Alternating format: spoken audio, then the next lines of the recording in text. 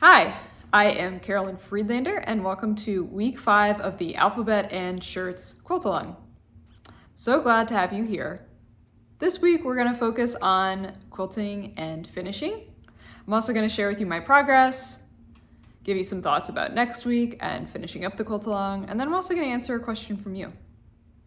All right, let's get started. I am very happy to report some progress this week. I mean, I've been making little bits of progress every week, and that is, I think, the trick to actually finishing things, is just to continue to plug away. It may not feel like you're making progress, but then suddenly, when you have a project that you can mark as completed, you realize that, yes, I did do this. So I feel that way about my twin-sized alphabet quilt that I've made for my niece Violet. I did get this quilt quilted. So it's quilted, it's bound. I'm so excited. I feel very accomplished, and I don't know, finishing a project is just one of the most, it's very motivating, it's encouraging, it's exciting, it is just a reminder that yes, because I don't know, when you're like stuck in the middle of a project or maybe there's like a hang up, it's easy to get hung up on that and to feel like, I'm never going to finish this or whatever. And I won't say that I felt totally that way about that, but I started that quilt top when I was putting together the workshop for Alphabet. And so the pieced blocks that had been sewn together have been sitting in my studio for months and almost haunting me. So, being able to add those borders and get it quilted and now bound just feels like such a win, and it makes me really excited to give myself permission to start something else. So yeah, I got that quilt done. I'll share thoughts on the quilting and other finishing things in the next section when I talk about quilting and finishing. But yeah, for now, that's finished and I'm really excited about it. In Shirts World, I did sew together some shirts, and let's see. So I made one for today, which is this one right here. And I do have this fabric for this blouse, so I could have made an exact one, but I also wore this last year and I was like, you know what? I had this cute gingham on my desk. I'd used it, or on my table, I'd used it for another block this month so far. And I just really liked it. I was like, you know what? It's kind of a similar color. And it's, for me, making these little shirts, it's not about making exact replicas each time. It's really fun when you can do that. But sometimes it's nice to also riff on it a little bit.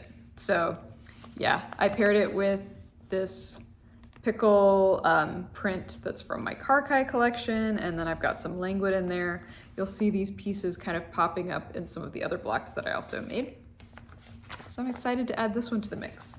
I also made, so last week I shared some blocks that I made to commemorate my wedding dress and the shirt that I made for my husband Bobby, but I also wanted to capture a few other elements from the wedding. And a couple of those elements were flowers. I made fabric flowers a la the hardwood forest, which I will link below.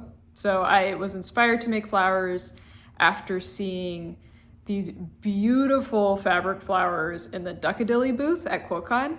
And, I didn't immediately make that connection at QuiltCon, seeing those flowers. It was kind of later that I had the thought, just kind of randomly, and I was like, oh, I could make my own flowers.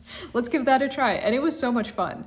And it was a really personal touch. And the other thing I love about it is that I still have the flowers that I have had sitting in my kitchen, and they've just been really fun to look at. But I brought some of those in. They're over here in the background.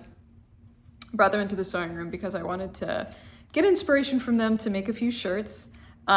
So those, and then I also, for the tables at the wedding, we had white tablecloths, and then I just cut some pieces of my fabric just to make, they were tablecloths, but they didn't, you could still see the white tablecloth underneath. They were just more of like an accent, like runner. It was bigger than a runner. But these kind of accent fabric pieces that I overlaid on the tablecloths in different blues. So I took those fabrics for those tablecloths and made blocks. So let's start. First one I made was this one. So you'll see that pickle print that I used in the shirt for today. But the tables, I used a bunch of my lighter blue fabrics, so they all had a different one, which I thought looked pretty and kind of coordinated. And then there are 2 more of the blues, and then I added in one of the fabrics that I made flowers with, if I could reach it, and then this one too. So this background definitely is one of my favorite fabrics that I made flowers with. Let's see if I can grab one. Yeah, there's one. So you'll see a couple of the flowers here. Aren't they so pretty? I don't know, these were really, really fun to make. I highly recommend it. I am thinking, so after I made my post, a lot of you were asking about the flowers, so I was thinking I'll do a blog post just with some of the wedding details, going into a little more information on that, where I found the patterns, and definitely a bunch of stuff on YouTube was really helpful, some videos, maybe some tools, I could share that. So if that's something you're interested in, let me know. It's a post that I'm thinking about just based on comments that I got on those Instagram posts, so let me know. Anyway, so so I made these 3 shirt blocks to commemorate some of those details, and I'm very happy with them. So yeah, so that's the progress for the week. I feel pretty good. I mean, it always feels good if you finish a quilt that I feel like just trumps everything. But honestly, making these little shirt blocks, I don't know if you have felt this way, but especially in making the 3, like when I made the first one, I gathered my fabrics that I had used for the tablecloths, and then I gathered some of the fabrics that I had used of the flowers. And as I was sewing each block, you know, I'd sew one, and before finishing the first one, I had an idea for the color and fabric combination that I wanted to make for the next one. And it totally for me became a process of, I had to stop myself from making more shirts. I just kept coming up with other combinations that I wanted to try and make. And to me, that's a really good feeling. It's a really good feeling to feel compelled to make another block after you've just sewn one. So that felt really good, and I hope that you're feeling that way with your projects. I hope that you're finding kind of that rhythm, that flow, kind of the interest in the fabric, the inspiration, making those connections. I hope that those things are clicking for you too. Okay, so let's talk about quilting and finishing. That's one thing I wanted to talk about this week. And let's see, so I guess I'll share first my quilt that I made for my niece Violet, how I decided to finish this quilt. We talked about borders last week, so if you want to hear more about that, you can check out the video from last week. But as for the quilting motif itself, I had a bunch of ideas in my mind. I have always thought about, and I think it would be great for the alphabet project to free motion quilt an alphabet, like maybe a cursive. And I've played around with that, and I really thought about doing it for this one, but in the end I decided not to, just because I really just felt like doing what I did in the moment, and that's why I went with that. But I think the alphabet project is a great opportunity to, and if you're comfortable doing free motion, to practice your cursive and just make big loops of, like, you know, A, B, C, D, or even write out someone's name. I just think it can be really personal and very nice. But for Violet's quilt, for this one, I did some straight-ish lines in the borders. I just think it gives it a nice texture. They're pretty loose. I wanted to keep it pretty open. I didn't want it to be too dense. I wanted the border to feel pretty fluffy. And then for the letters on the inside, I did loops. And I chose loops. You know, if I were making this quilt for, let's say I was going to make this for a pattern cover, that's kind of a very specific intention, a specific need. But a lot of times when I'm making a quilt that's going to be photographed for fabric or a pattern cover or all of the above, or going to be hanging in a show, I will think more about the areas that I want to emphasize. And I would be happy to add in detailing. You know, for this quilt, what I might do is outline all of those different alphabets. I might highlight all of those different letters. So I might outline all of the different letters and then play with maybe a denser quilting motif behind those letters so that the letters really pop and stay full. I think that could be I know that could be really nice. And the reason I would do that for a pattern cover or a quilt that's going to hang, or if I'm showing off a fabric collection, is just because I think that really shows off the quilt well. It provides a crispness and emphasis. It helps emphasize those letters. It gives you, the emphasis. It helps you like balance out parts of the design that you really want to see. So that would really highlight the letters in that case. But in this case for my niece, I didn't feel like that was necessary. And ultimately, I really just wanted a quilt, because I know I'm giving this to my niece. I want it to feel good. So I want there to be a looseness to it, and then a softness to it, because she's going to be sleeping under it. This is a twin size quilt for her bed. And then I chose the loop motif just because it's fun and playful, but I enjoy free motion designs that, I find myself following along and seeing how that goes. So I just kind of imagined Violet looking at her quilt and there being, lines that she could follow along, or just ways to look at it, not only in all of the different fabrics and colors, but the quilting itself too, that she would be able to follow along on those loops. And hopefully she'll think that they're fun or visually engaging. I do, and I hope that she does too. So that's why I decided to go with loops, and I did them in a nice even treatment across all of the letters, because I just wanted to even things out. I didn't want to emphasize anything in particular. I just wanted that whole bank of letters to feel an even texture, even emphasis. It's just color, it's piecing, it's just equally enticing. So that's why I went with that. Something to consider though with the alphabet project specifically, and to some extent, actually definitely with shirts, is that there are some small pieces. So with the twin size quilt that I made, I used the 10-inch letter set, and in that case, you do have seams coming together, but it's not going to be as bulky as the smallest letter set, which has a bunch of really small pieces coming together. So you're going to be dealing with a little bit of bulk, and in shirts you might deal with that as well. You've got a lot of fabric coming together in small sections, so you definitely want to pay attention to that with your quilting and when you're considering your design. One thing that I have done in my smallest letter alphabet, the small mini quilt that's in the pattern, because that one uses the smallest letters and there is quite a bit of bulk, is that I took that into account with my quilting, and I went for a very simple quilting design. I just did straight lines. I did outline all my letters, which works out great, but I didn't want to get too fussy with a lot of dense quilting, just because I know there are a lot of seams, there's a lot of bulk, and I just, that can be a little bit of a pain. It can lead to thread breaking, it can lead to slip stitches, there can be some issues there. So I took that into account when I decided how I wanted to quilt it, and made adjustments. So that's something you can keep in mind as well. Just be aware of it. It's not a big deal. I mean, if you decide you want to do some very elaborate quilting, go for it. Just take your time. Take your time. That's really it. And just practice your patience and you'll get through it and it'll look beautiful in the end.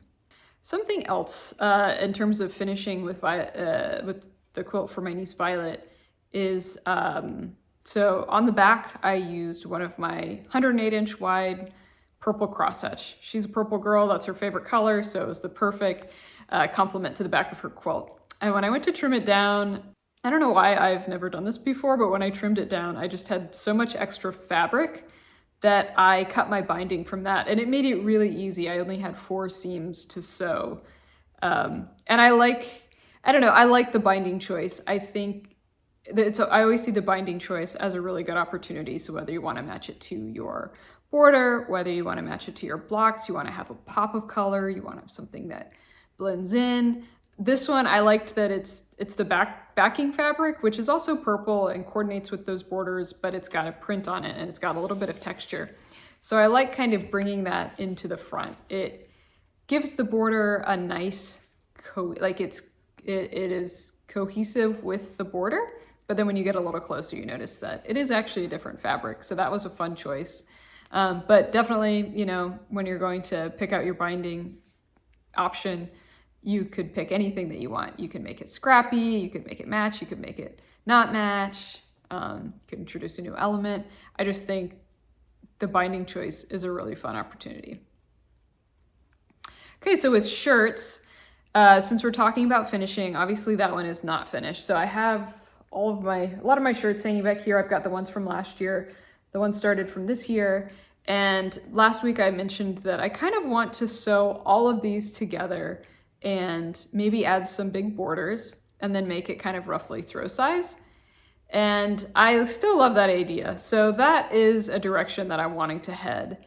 And what I need to kind of figure out before next week, one of my goals for next week, is I want to figure out how many more shirts I want to make. And then so the shirts from last year are already sewn into a 5x5 grid of blocks, so they're squared. So I could either do that same size, or I was thinking I could do extra rows here and then do one up the side. Anyway, I want to figure out my final layout, and that's what I'm thinking of, and then add borders and get that sorted out. So that's kind of what I'm thinking about in terms of finishing that. I'll have thoughts on how I want to quilt it. I haven't really gotten that far. I think I'm thinking more about the layout. All right, so that kind of rolls right into goals for next week. And first I'm going to challenge you with, this is, we've got 1 week left of this quilt along. So it's a good time to assess what's happened so far, think about this next week, what is left that's on your list that's really important to you. Really try to prioritize that. It might be helpful to reflect back on some of those early thoughts and dreams when we were just getting started. Look back at those sketches, look at your fabric pull, see if there's something that was really important and exciting to you in the beginning. And if you haven't incorporated it yet, this is your time. You can add it in. If it's something that just doesn't fit in, then that's fine. Carry that into the next project. You can start a new project after this with that idea. But definitely spend some time this week thinking about what you have left and what is a priority to you and how you want to finish it out. For me, some of my goals is, for the violet quilt, I want to make a label and put that on it. So that's pretty straightforward. And then for my shirts project, I want to finish making shirts. And ideally, I'd like to have a finished quilt top by next week. I think that would be really just a good way to finish things out. And if it feels like the alphabet quilt, once I get the top made, then I feel like I'll probably roll right into quilting it, and I'll be pretty excited about that. So that would be a good way to finish things out. But I'm not going to hold myself to that, to getting it quilted. My goal, I think I just want to have a quilt top by next week for my shirts. All right. Well, let me know how that sounds to you and what you're thinking about. You can always leave a comment below, or you can tag me on Instagram, or just let me know. All right, so I do have a question from you. And Barbara asks, shirts pattern, does it include enough PP sheets to do all 14 shirts? So my shirts pattern comes in 2 different formats. There's a digital format, which is a PDF. And in the PDF is the template page for the block. So you can run off as many copies of that as you'd like. If you're getting the print pattern, that comes with 1 printed template page. And so from that template page, you can make as many copies as you want, depending on whatever size quilt you want to make, and as many times as you want. Just make sure to save that original template in your pattern so that you always have something to work from in the future. So I hope that is helpful. In one of the earlier episodes, we talk about foundation paper, like the paper for foundation templates. There are a lot of different options. So that way you can really customize what you prefer using. And you can also make as big or a small project as you like. So I like that kind of flexibility. All right, so that's all the questions I have this week. We have 1 more week left to go. It has been a blast sewing with you, seeing your projects, and all the different directions that you've taken them and how you've been able to personalize them. I am cheering you on this last week. You don't have to get everything done. That's kind of also a secret. The quilt along doesn't mean you actually have to finish. It just means it's a time for us all to sew together. And I hope that by the end of it, you're feeling encouraged and inspired to continue. That doesn't mean that things end. It just means that they continue. We've added new skills to our, skill set, and a little bit more comfort and with the process and kind of excitement for where to take our projects moving forward. That's my goal. And don't forget, we do have a giveaway that's hosted by Sotopia. So I've got a link for where you can enter to be eligible to win, and that's below. If you do want to ask me a question to answer in a future episode, again next week or somewhere else, I've got a link for that below as well. Everything else that I've talked about in the video is linked below. I try to stay on top of that so that things are easy to find if something spoke to you and that you're interested in it. And otherwise, I hope you have a good week, and I look forward to seeing you next week.